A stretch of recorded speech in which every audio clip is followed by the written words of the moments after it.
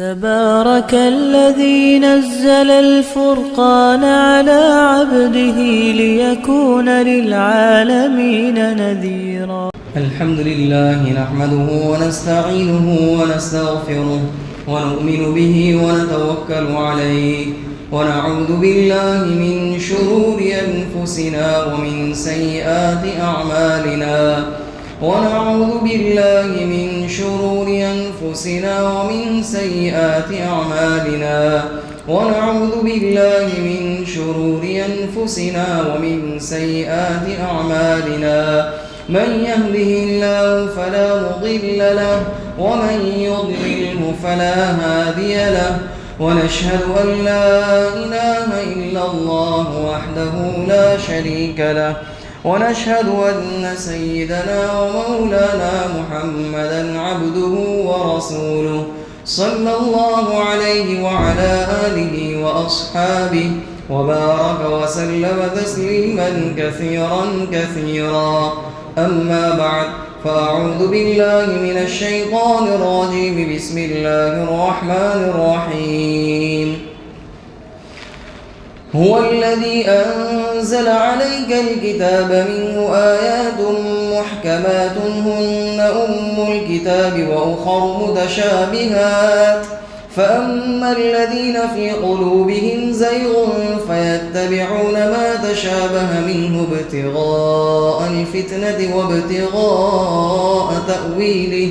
وما يعلم تأويله إلا الله والراسخون في العلم يقولون آمنا به كل من عند ربنا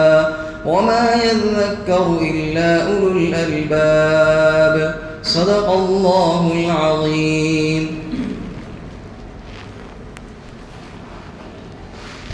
جیسا کہ اس سے پہلے بتلایا گیا کہ نجران کا جو وفد مدینہ حضرت نبی علیہ السلام کے پاس ملاقات کے لیے آنے والا تھا اور آیا، اور جیسا کہ بحث و مباحثے کے لیے اور اپنا جو مذہب عیسائی مذہب جو تھا اور ان کا جو عقیدہ تھا اس عقیدے کی سچائی پر اور اپنے مذہب حق ہونے پر بحث و مباحثے کے لیے آیا تھا، اور دلیلیں بھی پیش کی ان لوگوں نے اپنے اعتبار سے. نبی علیہ السلام نے جوابات بھی دیے، اور جیسا کہ قرآن کریم میں یہ آیت کریمہ بھی نازل ہوئی. تو نجران کا جو وفد تھا انہوں نے نبی علیہ السلام سے یہ کہا کہ حضرت عیسیٰ جو ہیں وہ اللہ کے بیٹے ہیں یا خدا ہیں، اور دلیل میں یہ بھی پیش کیا کہ وہ قرآن کریم میں خود اللہ تعالیٰ نے روح اللہ اور کلمت اللہ کا ذکر کیا کہ یہ روح اللہ اور کلمت اللہ ہے، کہ اللہ کا کلمہ ہے، صفت کلام، اور اللہ کی روح ہے. اس کا مطلب یہ ہوا کہ یہ جو ہے اللہ کے بیٹے ہیں، اور بیٹا باپ کی طرح ہوتا ہے، جیسا باپ ایسا بیٹا، تو گویا باپ خدا تو یہ بیٹا بھی خدا، گویا یہ خدا ہوا ہے. اس طرح انہوں نے قرآن کریم سے دلیل پیش کی. تو اللہ تبارک و تعالیٰ نے اسی کا یہاں پر جواب دیا ہے. جواب یہ دیا کہ قرآن کریم کی جو آیتیں ہیں وہ دو طرح کی ہیں، ان کی دو قسمیں ہیں. ایک بعض آیتیں وہ ہیں جو محکمات ہیں، اس کو یاد رکھیں. بعض آیتیں وہ ہیں جو محکمات ہیں. محکمات کا محکم کی جمع محکمات ہیں. اس کا مطلب یہ ہے کہ بہت سی آیتیں وہ ہیں جس کا مطلب اور جس کا معنی واضح ہے، ہر عام آدمی اس کو سمجھ سکتا ہے، اور جو زبان کا جاننے والا ہے وہ اس کے معنی کو سمجھ سکتا ہے آسانی سے، اور اس میں کوئی غرض و غبار نہ ہو. اس کو کہتے ہیں محکم آیت. مثال کے طور پر اللہ تعالیٰ نے فرمایا انما اللہ الہ واحد، کہ اللہ تبارک و تعالیٰ تو ایک ہی ہے. اب اس کا مطلب واضح ہے بالکل. اور سبحانہ ان یکون لہ ولد، اور وہ اس سے پاک ہے کہ اس کی اولاد ہو. بالکل پاک، یہ بالکل صاف واضح مراد ہے، اس کا معنی بھی بالکل واضح ہے. ایسی آیات کو محکمات کہا جاتا ہے. اور بہت بعض آیات وہ ہیں جس کو متشابہات کہا جاتا ہے. پہلی محکمات، دوسری متشابہات. متشابہات کا مطلب یہ ہے کہ اس کے جو معنی ہیں وہ واضح نہیں ہیں، سمجھ میں نہیں آ رہے، یا یہ کہ اس کے معنی جو ہے ایک نہیں ہے، بہت سے معنی ہیں. ایک نہیں ہے، اس کے معنی بہت سے مختلف معنی ہیں. اب اس کے جب مختلف معنی ہیں تو محکم آیات اس کا معنی وہی لیا جائے گا جو محکم آیات میں ہے. اب محکم آیات میں اللہ تعالیٰ نے فرما دیا کہ اللہ کے علاوہ کوئی معبود نہیں ہے، اللہ کا کوئی بیٹا نہیں ہے، تو یہاں پر ان آیات سے بھی یہی مطلب مراد لیا جائے گا، نہ کہ دوسرا معنی۔ تو یہاں عیسائیوں نے جو دلیل پیش کی تھی کلمۃ اللہ اور روح اللہ کی، یہ وہی آیت متشابہات ہیں جس کے معنی دو ہیں مختلف، اور اس کے معنی وہی لیے جائیں گے جو محکم آیات میں ہے، جیسا کہ بتلا دیا گیا۔ تو انہوں نے یہی دلیل پیش کی کلمۃ اللہ اور روح اللہ کی، حالانکہ اس کا مطلب یہ نہیں ہے۔ اس کا مطلب تو یوں لیا جائے، کلمۃ اللہ کا مطلب یہ ہے کہ اللہ کا کلمہ یعنی اللہ کے کلمہ کن سے یہ پیدا ہوئے ہیں۔ چونکہ جب اللہ تعالیٰ، جیسے سورہ یاسین شریف میں بھی ہے، اذا اراد اللہ ان یقول له اذا اراد شیئا ان یقول له کن فیکن، کہ جب اللہ تعالیٰ کسی چیز کا ارادہ کرتا ہے تو وہ فرماتا ہے ہو جا کن، تو وہ چیز وجود میں آ جاتی ہے۔ تو گویا یہ حضرت عیسیٰ کی پیدائش ہے، وہ اللہ کی قدرت کا مظہر ہے، اللہ کے کلمہ کن سے پیدا ہوئے، تو اسی کو کہا کلمۃ اللہ۔ اور روح اللہ کا مطلب کہ اللہ کی جو اضافت روح کی طرف کی گئی، تو اس کا مطلب نہیں کہ اللہ کی روح ہے یہ، اس کا مطلب یہ نہیں، اللہ کی روح کا مطلب اللہ کی جو اضافت روح کی طرف کی گئی ہے وہ شرافت کے لیے کہ یہ جو حضرت عیسیٰ ہیں معزز ہیں، ان کی روح معزز ہے، یہ معزز ہے، مشرف ہے، شریف ہیں، جیسے کہ حضرت آدم علیہ السلام تھے۔ تو اس کا مطلب یہ لیا جائے گا، نہ کہ وہ جو عیسیٰ نجران کے جو وفد آیا تھا انہوں نے یہ مطلب مراد لیا۔ تو اللہ تعالیٰ نے اسی کا جواب دیا کہ انہیں یہ مطلب لینا چاہیے جو محکم آیات میں بتلا دیا گیا ہے۔ فرمایا هو الذی انزل علیک الکتاب منہ آیات محکمات ہن ام الکتاب، کہ وہ ذات جس نے آپ پر کتاب کو نازل کیا، اور یہ کتاب آخری کتاب، اور جس نبی پر نازل کی گئی وہ نبی بھی آخری نبی، گویا کہ نبی بھی آنے والا نہیں اس کے بعد، اور اس کے بعد کوئی کتاب بھی آنے والی نہیں ہے۔ اگر اس کے بعد بھی کوئی نبوت کا دعویٰ کر دے تو وہ جھوٹا ہے، جیسا کہ قادیانی لوگ ہیں کہ قادیانی یہ مانتے نہیں آخری نبی، وہ یوں مانتے کہ قادیانی بھی ہیں، غرض یہ کہ نبی کے بعد کوئی نبی نہیں ہے، اسی طرح اس کتاب کے بعد کوئی کتاب نہیں ہے۔ تو وہ ذات جس نے آپ پر کتاب نازل کی، منہ آیات محکمات، اس میں سے بعض آیات محکمات ہیں، مطلب اس کے بالکل واضح ہیں، ہر عام آدمی اس کو سمجھ سکتا ہے۔ ان آیاتوں کے اندر اللہ تعالیٰ نے اوامر نواہی کو بیان کیا ہے، کون سی چیزیں کرنی ہیں، کن چیزوں کو نہیں کرنا ہے، اسی طرح بہت سے احکام ان آیتوں میں دیے ہیں۔ اسی کو کہا ہن ام الکتاب، کہ یہ جو آیت ہیں وہ اصل کتاب ہے، کتاب کی بنیاد ہے اور کتاب کی جڑ ہے، جس کو ہر عام آدمی آسانی سے سمجھ سکتا ہے۔ اور وَأُخَرُ مُتَشَابِهَاتٌ، اور بہت سی وہ آیات ہیں جو متشابہات ہیں، جس کا مطلب بتلا دیا گیا۔ اب دیکھیے متشابہات کے درجات ہیں، 3 درجات ہیں۔ ایک تو وہ آیات ہیں کہ جس کا مطلب ہی سمجھ میں نہیں آتا، جس کے معنی ہی معلوم نہیں ہے، یوں سمجھو کہ پلے ہی نہیں پڑتی، جیسا کہ قرآن کریم میں جو صورتیں ہیں ان صورتوں کے شروع میں حروف مقطعات ہیں، حامیم، الف لام میم، قاف صاد طٰ، پھر صورتیں شروع ہوتی ہیں۔ تو یہ جو شروع کے اندر جو حروف ہیں، یہ حروف ایسے ہیں، ان کو متشابہ، یہ بھی آیت متشابہات میں سے، ان کا معنی کسی کو معلوم ہی نہیں ہے، یہ اللہ ہی جانتا ہے اس کے معنی کیا ہے، اللہ اور اس کے رسول کے درمیان راز ہے، اس کا معنی کوئی جانتا نہیں ہے۔ دوسری وہ آیت ہیں جس میں اللہ تبارک و تعالیٰ کی ذات اور صفات کی کیفیات کے متعلق ذکر کیا گیا ان آیتوں میں، جیسا کہ الرحمن علی العرش استویٰ، کہ رحمان یہ اللہ کی صفت ہے، وہ عرش پر تخت پر قائم ہے، مستوی ہے۔ اب ظاہر ہے میں کرسی پر بیٹھا ہوں تو کوئی یوں سمجھے کہ اللہ تعالیٰ بھی کرسی پہ بیٹھا ہے، تو یہ تو غلط مطلب ہو گیا۔ الرحمن علی العرش استویٰ، کہ اللہ تعالیٰ رحمان جو ہے وہ عرش، اس کا بھی عرش ہے، اس کا تخت ہے، اس تخت پر قائم ہے، اس تخت پر مستوی ہے۔ اب اس کا اپنے تخت پر عرش پر قائم ہونا، مستوی ہونا، اس کی کیا کیفیت ہے ہم کو معلوم نہیں ہے، اس لیے کہ وہ انسانوں جیسا نہیں ہے۔ اسی طرح قرآن کریم میں ید اللہ فوق ایدیہم، یہاں اللہ کے ہاتھ کا ذکر ہے۔ اسی طرح وجاء ربک والملک صفا صفا، یہاں پر یوں کہا ہے تیرا رب آئے گا، اب اللہ آئے گا تو جس طرح ہم آتے اس طرح آئے گا، اس کے آنے کی کیفیت ہمیں معلوم نہیں ہے۔ اسی طرح یوم یکشف عن ساق، قرآن کریم میں ہی ہے کہ وہ جب یہاں پنڈلی کا ذکر ہے، تو یہ جو قرآن کریم کی جو آیات ہے وہ متشابہات ہے۔ اب اس کا جو حقیقی معنی ہے، اس کی کیفیت کیا ہے، اس کیفیت تک ہم پہنچ سکتے نہیں ہیں۔ یہ جو چیزیں ہیں وہ اللہ تعالیٰ ہی جانتا ہے، اس کی کیفیت کیا ہے۔ ایک تو یہ ہوئی۔ تیسری جو وہ آیت ہے کہ جس میں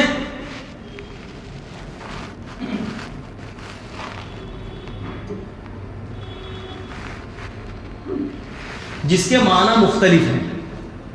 مختلف معنی ہیں، جیسے کہ بتلایا ایک معنی نہیں، 2-3 معنی 4 معنی نکل سکتے ہیں۔ اب اس کے معنی میں اختلاف جب ہو جاتا ہے تو پھر اس میں تقلید ہی کرنی پڑتی ہے کہ کیا مراد لیا ہے بڑوں نے، تو یہاں پر تقلید کی ضرورت پڑتی ہے، اس کے علاوہ کوئی چارات نہیں ہے۔ یہ 3 آیات متشابہات ہیں، تو یہ جیسے کہ بتلا دیا، اب یہ کیوں معنی بدل سکتے ہیں، اس میں عربی گرامر کی وجہ سے معنی بدل جایا کرتے ہیں۔ غرض یہ کہ یہ آیات متشابہات ہیں۔ اب اس سلسلے میں اسی کو فرمایا فَأَمَّا الَّذِينَ فِي قُلُوبِهِمْ زَيْغٌ فَيَتَّبِعُونَ مَا تَشَابَهَ مِنْهُ ابْتِغَاءَ الْفِتْنَةِ وَابْتِغَاءَ تَأْوِيلِهِ، کہ یہ جو آیات متشابہات ہیں تو بہت سے وہ لوگ جن کے دلوں میں ٹیڑھا پن ہے، کجی ہے، تو وہ ان آیات متشابہات کے پیچھے پڑ جاتے ہیں۔ کیوں؟ معنی تلاش کرنے کے لیے کہ دیکھیں تو کیا معنی ہے، اور لوگوں کو فتنے میں مبتلا کرنے کے لیے، لوگوں کو گمراہ کرنے کے لیے، تاکہ لوگ گمراہ ہو جائیں۔ چنانچہ بہت سے لوگ ہیں جو آیات متشابہات کے پیچھے لگے ہوئے ہیں اور لوگوں کو گمراہ کر رہے ہیں۔ جیسے کہ حضرت عمر رضی اللہ تعالیٰ عنہ کا بھی فرمان ہے کہ تم میں بہت سے وہ لوگ آئیں گے جو آیات متشابہات پیش کریں گے اور تم سے جھگڑا کریں گے، تو تمہیں چاہیے کہ سنت رسول سے کی پیروی کریں، یعنی وہ معنی مراد لیں جو حضرت نبی علیہ السلام نے بتلا دی ہے اور جو قرآن کریم نے بتلا دی ہے۔ اسی طرح بعض روایت میں آتا ہے کہ یہودیوں کو جب پتہ چلا، جب اسلام کو بلندی ملی اور عروج ملا، اور یہودیوں کو پتہ چلا کہ یہ بہت آگے نکل چکے ہیں، اور یہ جو آگے نکلے اللہ تعالیٰ کی امداد جو آ رہی ہے ان کے دین کی وجہ سے اور اللہ تعالیٰ کی طرف لگنے کی وجہ سے، تو یہ لوگ دوغلے بن گئے،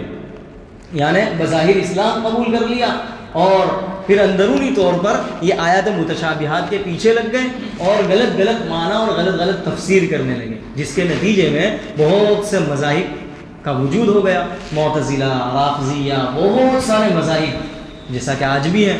اور باقاعدہ یہودی جو ہیں یہ تو قرآن کریم اور حدیث یہ باقاعدہ سیکھتے بھی ہیں، اور سیکھتے اس لیے نہیں کہ تاکہ ہدایت مل جائے، باقاعدہ ان کے مدارس بھی اور بہت سی ایسی جگہیں انہوں نے قائم کی ہوئی جہاں پر انہیں یہ سکھایا جاتا ہے، قرآن کریم کی تعلیم اور احادیث بخاری شریف سب پڑھائی جاتی ہے، اور یہ لوگ پڑھتے اس لیے نہیں تاکہ انہیں ہدایت مل جائے، سیدھے راستے پر آ جائیں، اس لیے نہیں، بلکہ اس لیے تاکہ ان مسلمانوں کے اندر گھس کر ان کے دلوں میں شکوک اور شبہات پیدا کر دیں کہ قرآن کریم تو یہ مطلب بتاتا ہے، قرآن کریم میں تو یہ چیز ہے۔ جیسے کہ اس سے پہلے بھی بتلایا تھا کہ آج جو مذاہب ہیں وہ اسی قرآن کریم سے لوگوں کو بہکاتے ہیں، اور اسی قرآن کریم کی آیتیں پیش کر کے اپنا جو مطلب ہے وہ بیان کر کے سامنے والا جانتا نہیں ہے، نہ جاننے کی وجہ سے وہ بھی کہتا ہے کہ ہاں قرآن کریم میں تو بالکل صحیح ہے، یہی بات ہے۔ جیسے کہ میں نے اس سے پہلے بتلایا نجران کے جو عیسائی ہیں انہوں نے قرآن کریم ہی کی آیتیں پیش کی تھی نبی علیہ السلام کے سامنے، کہ دیکھیں سب قرآن کریم ہی کے اندر یہ چیزیں، اس سے پتہ چلتا ہے کہ حضرت عیسیٰ یا تو اللہ کے بیٹے یا تو خدا ہے، تو یہ قرآن کریم ہی سے یہ سب چیزیں وہ لوگوں کے سامنے پیش کرتے ہیں۔ تو یہاں پر اللہ تعالیٰ نے فرمایا فَأَمَّا الَّذِينَ فِي قُلُوبِهِمْ، جن کے دلوں میں ٹیڑھا پن ہے، جن کے دلوں میں کجی ہے، وہ متشابہات کے پیچھے لگ جاتے ہیں۔ کیوں؟ لوگوں کو گمراہ کرنے کے لیے، لوگوں کو فتنے میں ڈالنے کے لیے۔ وَمَا يَعْلَمُ تَأْوِيلَهُ إِلَّا اللَّهُ، اللہ تعالیٰ کیا فرماتا ہے، اس کا کیا مطلب ہے، اس کی حقیقت کیا ہے، وہ صرف اللہ تعالیٰ ہی جانتا ہے اور کوئی نہیں جانتا۔ جب اللہ نے بتلا دیا تو ہمارا کام یہ ہونا چاہیے کہ اس میں جو مطلب اللہ نے لیا ہے وہی ہم اس پر ایمان لے آتے، جیسا کہ آگے اسی کو بیان کیا ہے۔ اس سے معلوم ہوا حضرت مولانا عبید اللہ سندھی رحمۃ اللہ علیہ یہ جو ہے وہ انہوں نے اسلام بعد میں قبول کیا، پہلے غیر مسلم تھے، پھر اسلام قبول کیا۔ وہ خود فرماتے ہیں پتہ چلا کہ بغیر استاد بہت سی آیاتیں تو وہ ہیں جو محکمات ہیں کہ جس کو عام آدمی سمجھ سکتا ہے، عام آدمی بھی سمجھ سکتا ہے، لیکن بہت سی متشابہات ہیں، جن بہت سی ایسی باتیں ہیں کہ جن کو استاذ کے بغیر وہ سمجھ نہیں سکتا، بغیر استاد کے وہ سمجھ نہیں سکتا۔ اگر بغیر استاذ کے وہ سمجھے گا تو وہ گمراہی میں مبتلا ہو جائے گا، گمراہ ہو جائے گا۔ چنانچہ وہ خود فرماتے ہیں کہ مجھے بہت سے اشکالات، اعتراضات اور پریشانیاں ہوئی، تو میں نے اپنے استاد جو علم میں رسوخ رکھنے والے تھے ان سے پوچھا، تو انہوں نے ان اعتراضات کا جواب دیا، جس کے نتیجے میں میری پریشانی حل ہو گئی۔ معلوم ہوا کہ بغیر استاذ کے اگر انسان سیکھتا ہے، چاہے قرآن کریم کی تفسیر ہی کیوں نہ ہو، اگر صرف ایسے ہی بغیر رہنمائی کے، بغیر استاذ کے بس ایسے ہی بیٹھ جائے اور خود اپنے طور پر اپنے تئیں معنی نکالنے لگ جاوے تو وہ خود بھی گمراہ ہو جائے گا۔ ظاہر ہے بخاری شریف کے اندر بھی ہے العلم بالتعلم، کہ علم جو ہے وہ سیکھنے سے آتا ہے، یعنی گویا کہ استاد کی ضرورت ہے، بغیر استاذ کے وہ گمراہی میں مبتلا ہوگا۔ اب اس سے اندازہ لگائیے کہ کہ دنیا کے اندر کوئی اگر ڈاکٹر بننا ہو، اگر کسی کو انجینئر بننا ہو، اگر کسی کو جیسا جو ڈگری حاصل کرنی ہو، بغیر استاذ کے، بغیر ٹیچر کے، بغیر سر کے، بغیر اسکول پڑھے ہوئے وہ آگے نہیں پہنچ سکتا۔ جو دنیاوی چیز ہیں ان دنیاوی چیزوں کا اور دنیاوی علوم کا یہ حال ہے کہ بغیر استاد کی رہنمائی کے اور استاد سے حاصل کیے بغیر وہ آگے نہیں بڑھ سکتا۔ تو یہ تو قرآن کریم ہے اور دین کا علم ہے، تو بغیر استاد کے کیسے انسان آگے بڑھ سکتا ہے؟ پھر انسان وہ گمراہی میں مبتلا ہو جاتا ہے۔ چنانچہ یہ خود فرماتا ہے کہ جس طرح میں اسلام قبول کیا، میرے ساتھ اور بہت سے لوگوں نے بھی اسلام قبول کیا، لیکن اچھے استاد نہ ملنے کی وجہ سے وہ لوگ پھر گمراہی کے شکار ہو گئے، گمراہی میں مبتلا ہو گئے۔ تو یہ بڑی عجیب چیز ہے، اس لیے انسان کو چاہیے، خود دیکھیے یہ سلسلہ شروع سے چلا آ رہا ہے، حضرات صحابہ کرام نے نبی علیہ الصلوۃ والسلام سے، اور تابعین نے صحابہ سے، طب تابعین نے تابعین سے، یہ سلسلہ سینہ بسینہ چلا آ رہا ہے۔ اگر کوئی آدمی بس اپنے تئیں، بہت سے لوگ ایسے دیکھے بھی ہیں اور ان سے گفتگو بھی ہوئی، وہ صرف اپنے طور پر آن لائن یا کسی کا بیان سن لیا، کہ بس اسی طرح کتاب پڑھ لی، تو کتاب پڑھنے کے نتیجے میں وہ خود اپنے آپ کو یوں سمجھتا ہے کہ میں سب سے زیادہ جاننے والا ہوں، میں ہی مفتی، اور پھر وہ اپنے تئیں پتہ نہیں کیسی کیسی باتیں کرنے لگتا ہے، اس لیے کہ اس نے کسی استاد سے تو سیکھا نہیں کہ اسے پتہ چلے کہ اس میں اس آیت کا کیا مطلب، یا اس کا کیا مطلب، یا اس کا کیا مطلب، تو وہ اپنے تئیں ہی فیصلہ کر لیتا ہے، اس لیے گمراہی کا شکار ہو جاتا ہے۔ اللہ تعالیٰ یہاں پر فرماتا ہے وَمَا يَعْلَمُ تَأْوِيلَهُ إِلَّا اللَّهُ، کہ اس کی حقیقت جو ہے وہ اللہ تعالیٰ ہی جانتا ہے۔ وَالرَّاسِخُونَ فِي الْعِلْمِ يَقُولُونَ آمَنَّا بِهِ، تو دیکھیے ایک گروہ تو وہ تھا جن کے دل میں کجی تھی، ٹیڑھا پن تھا، انہوں نے غلط مطلب بیانی، غلط کام لیا، غلط مطلب لیا، اور دوسرا وہ گروہ وَالرَّاسِخُونَ فِي الْعِلْمِ، جو علم میں رسوخ حاصل ہے، جنہیں جو علم کو جاننے والے ہیں۔ دیکھیے اس سے معلوم ہوا جو آدھا علم رکھتا ہے، وہ جیسے کہ کہا جاتا ہے نا، نیم حکیم خطرے جان، آدھا ڈاکٹر تو وہ آپریشن نہیں کرے گا، وہ چپل جیسا موچی کی طرح کام کرے گا، اسی طرح نیم عالم خطرے ایمان، یعنی آدھا عالم جس طرح وہ نیم حکیم خطرے جان، جان کا خطرہ، یہاں ایمان کا خطرہ ہے، بالکل اسی طرح ہے۔ تو آدمی کو جتنا علم آتا ہے اتنا اللہ کا خوف بھی آتا ہے۔ آج کل کیسا ہے، جیسے اگر کسی کو 2-3 مسائل معلوم ہو جائیں تو وہ فوراً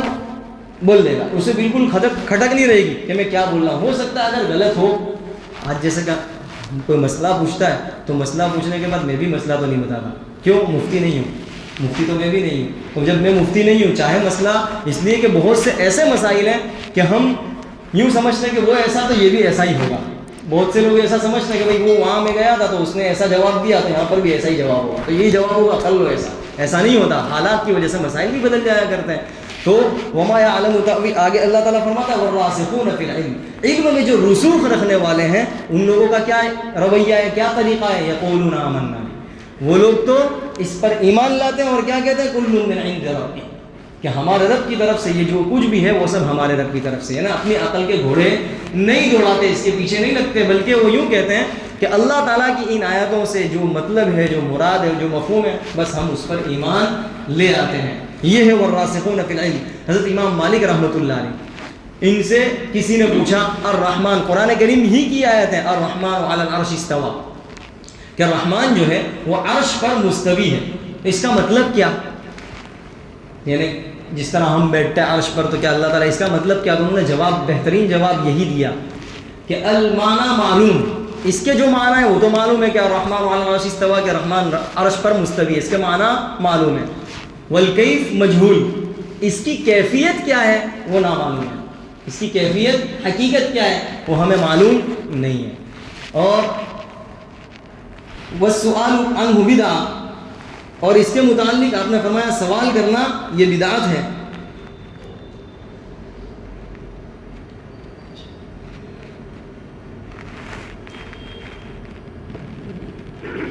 والایمان به واجب، اور اس پر ایمان لانا واجب ہے۔ والسؤال عنہ بدعہ، اور اس کے متعلق سوال کرنا بدعت ہے۔ غرض یہ کہ راسخین فی العلم کا رویہ، یقولون آمنا بھی کل من عند ربنا وما یذکر الا اولو الالباب، اللہ تعالیٰ فرماتا ہے یہ جو باتیں کہی گئی ان باتوں سے نصیحت وہی حاصل کرتا ہے اولو الالباب، جو عقل مند ہیں۔ لب، اس سے پہلے بھی بتلایا تھا، لب کہتے ہیں گودے کو، جیسے کہ ہر چیز جو گودا ہوتا ہے اس کے اوپر چھلکا ہوتا ہے، کیلا ہے، کیلے کے اوپر چھلکا ہوگا اور اندر کا جو ہے اس کو گودا کہا جائے گا۔ نارنگی ہے اس کے اوپر چھلکے ہوں گے، پھر چھلکے کے اندر چھلکا، چھلکے کے اندر چھلکا، اور جو بوتل لگی ہوئی ہے چھوٹی چھوٹی، وہ اس کے اوپر بھی معمولی سے چھلکا ہے معمولی سا، اور اندر جو رس بھرا ہوا ہے اس کو گودا کہا جائے گا. تو گودا بالکل اندر ہوتا ہے پاک صاف، اس کے اوپر کچرا چھلکا. تو اللہ تعالیٰ اسی کو استعمال کرتا ہے کہ جن کی عقلیں جو ہیں فاسد نہیں ہیں، پاک اور صاف ہے، سارے عقائد باطلہ سے، ساری چیزوں سے پاک صاف ہے، انہی کو یہ چیزیں سمجھ میں آئے گی اور وہی ان چیزوں سے ان قرآن کریم کی آیاتوں سے نصیحت حاصل کریں گے. تو اسی کو فرمایا وَمَا يَذَّكَّرُ إِلَّا أُولُو الْأَلْبَابِ، کہ یہ جو اولو الالباب ہیں، عقل مند ہیں، وہی اس سے نصیحت حاصل کرتے ہیں. اب یہ راسخین فی العلم ہیں، ان کی دعائیں نقل کی ہے کہ یہ لوگ کیا کہتے ہیں، ربنا لا تزغ قلوبنا بعد اذ ہدیتنا وہب لنا من لدنک رحمہ، کہ ہمارا پروردگار تو ہمارے قلوب کو ٹیڑھا ہونے سے بچا دے بعد اس کے کہ تو نے ہمیں ہدایت دے دی. یہ بڑی زبردست دعا ہے، یہ دعا مانگنی چاہیے ہر نماز کے بعد کہ انسان کو ہدایت مل جائے، اور پھر ہدایت مل جانے کے بعد کئی ایسا ہوں کہ وہ گمراہی کا شکار ہو جائے.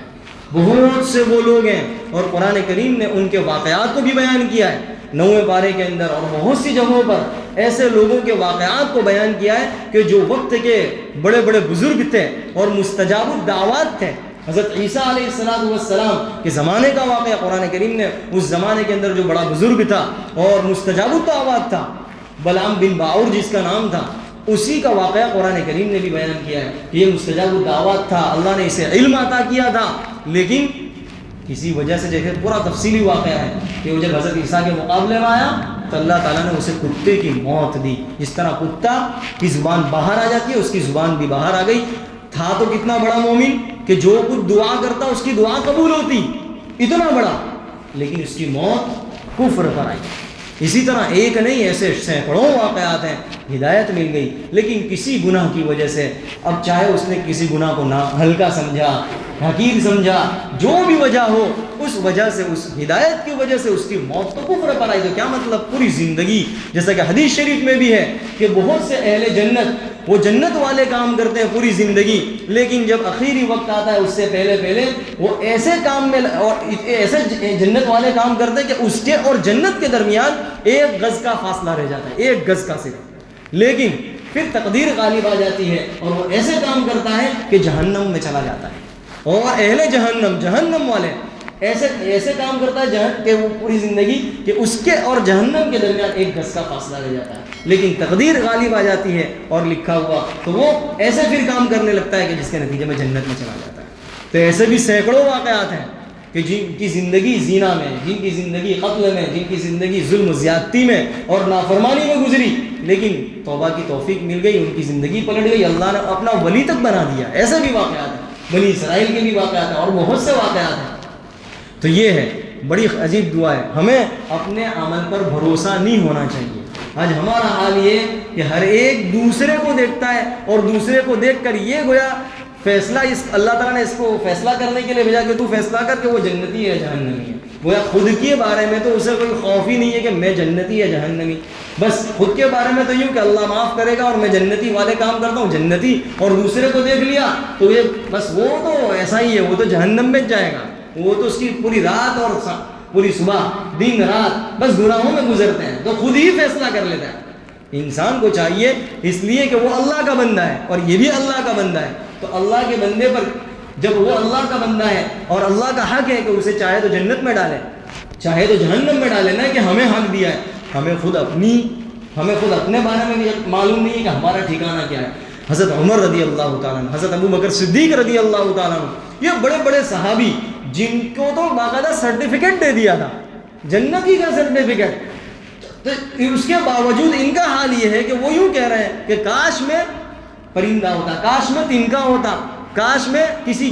جانور کا بال ہوتا. یعنی ان لوگوں کا یہ حال ہے کہ وہ لوگ اپنی زبان سے یہ کہہ رہے ہیں. اسی کو کہا نا میں نے، ادھورو گھڑو گھڑو چھلکا ہے، اسی کو گجراتی میں بھی کہتے ہیں. ابھی جیسے کہ کہا نیم حکیم خطر جان، تو ہمارا حال یہی ہے، تھوڑا آ گیا اپنے آپ کو بہت بڑا سمجھ لیا اور دوسرے کو حقیر سمجھ لیا کہ وہ تو ایسا ہے، اور اس کے بارے میں غیبت شروع اور فیصلہ کرنے لگ گئے کہ وہ ایسا اور وہ ایسا اور وہ جہنمی. یہاں ہمیں اپنی فکر ہونی چاہیے کہ ہمارا حال کیا ہوگا. جہاں تک ہمیں اللہ نے جس چیز کا ہمیں حق نہیں دیا اور ہمیں کسی کا مکلف نہیں بنایا، تو ہمیں اس چیز کے بولنے میں کوئی رائٹ ہی نہیں ہے.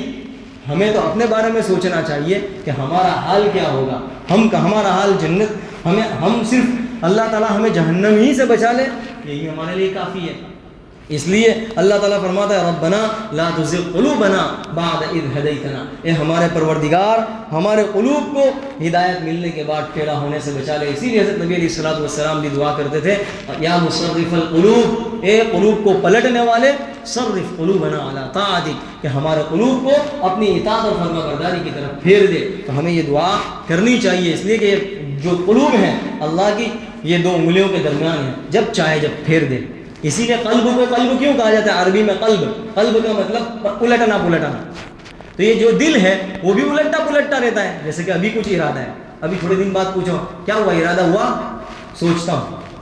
پھر آگے جا کے نہیں ابھی دیکھتا ہوں، پھر ہاں کہتا ہے نا، پھر 2 دن بعد جا کے پھر نہ کہتا ہے۔ تو جیسے کہ کسی بھی بارے میں، کسی بھی چیز کے بارے میں، تو یہ دل اسی لیے اس کو قلب کہا جاتا ہے کہ یہ الٹا پلٹتا رہتا ہے، آج ہاں ہے تو کل نہ ہے، اور پرسوں تردد میں کروں کہ نہ کروں، اسی لیے اس کو قلب کہا جاتا ہے۔ تو اللہ تعالیٰ سے ہدایت مانگنی چاہیے کہ اللہ تعالیٰ ہمیں ہدایت عطا فرمائے، اور گمراہی سے ہدایت مل جانے کے بعد گمراہی سے ہماری حفاظت فرمائے، جیسا کہ ہم میں سے بہت سے لوگ ہیں۔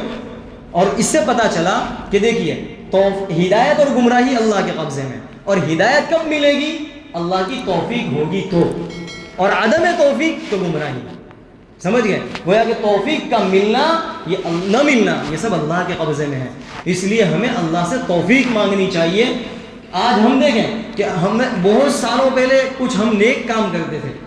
بہت سالوں پہلے یا کچھ دن پہلے، اور پھر اس کے بعد ہم سے وہ نیک کام ہو نہیں رہا۔ کوئی آدمی جو بھی نفل پڑھتا ہو، تلاوت کرتا ہو، نماز پڑھتا ہو، اور کوئی نیک کام کرتا ہو، اور پھر وہ نیک کام اس سے سلب ہو گیا، کچھ سال کرتا تھا اب نہیں ہو رہا ہے، اور اب اس سے پوچھا جائے تو وہ یوں کہہ رہا ہے کہ میری فلاں مشغولی کہ پہلے تو میں بیوی بچے والا نہیں تھا، اب میں بیوی بچے والا ہو گیا، بھائی پہلے تو میری دکان نہیں تھی اب میری دکان ہو گئی، بھائی پہلے تو میرا کاروبار نہیں تھا اب میرا کاروبار ہو گیا۔ یہ عذر پیش کرتا ہے، یہ اس کا عذر پیش کرنا بیکار ہے، لنگ ہے، اس کا کوئی عذر معقول ہے ہی نہیں، اس لیے کہ یہ اللہ کی توفیق ہے۔ آپ اندازہ لگا لیں، دیکھیں کھانا پینا، مال دولت، مکان، یہ تو کافر کو بھی اللہ نے دیا کیونکہ اس کی کوئی حیثیت نہیں ہے، تو مال دولت جب کافر کو ملتا ہے مومن کو بھی ملے گا، لیکن نیک اعمال کی توفیق کا ملنا یہ اللہ کی رضامندی پر ہے، اللہ کی توفیق پر ہے۔ جس کو اللہ کی توفیق ملے گی اسے نیک اعمال کی توفیق وہ نیک اعمال انجام دے گا، اور جسے توفیق نہیں ملے گی وہ نیک اعمال سے دور رہے گا، اللہ سے دور رہے گا۔ تو وہ اللہ کے قریب ہونے اور اللہ کے راضی ہونے کی علامت اس کا نیک کام میں لگ جانا، اس کے پیسے کا نیک کام میں لگ جانا، یہ اس کے رضامندی اور ناراضگی کی علامت ہے۔ غرض ہے کہ اللہ تعالیٰ نے یہاں پر یہی دعا سکھلائی، وَهَبْ لَنَا مِن لَّدُنكَ رَحْمَةً، اور اپنی طرف سے ہمیں اپنی رحمت سے ڈھانپ لیں، اور اِنَّكَ أَنتَ الْوَهَّابُ، بے شک تو ہی وہاب ہے، تو ہی دینے والا ہے، یعنی ہماری ضروریات کو تو ہی ہماری ضروریات کو پورا کرنے والا ہے، اور تو ہی ہماری اپنی خزانہ غیب سے ہماری ضروریات کو پوری کر، اور تو ہی ہمیں ہدایت کا راستہ دکھلا، اور ہدایت کا ہمیں گامزن فرما اور ثابت قدم فرما۔ تو یہ دعا ہمیں مانگتے رہنا چاہیے، اور دوسری دعا بھی ہے انشاءاللہ اس کا ذکر آئندہ کیا جائے گا۔ اللہ تبارک و تعالیٰ مجھے اور آپ کو عمل کی توفیق عطا۔ سبحانك اللهم وبحمدك وتبارك اسمك وتعالى جدك ولا إله غيرك، لا إله إلا الله الحليم الكريم، سبحان الله رب العرش العظيم، أسألك موجبات رحمتك وعزائم مغفرتك والغنيمة من كل بر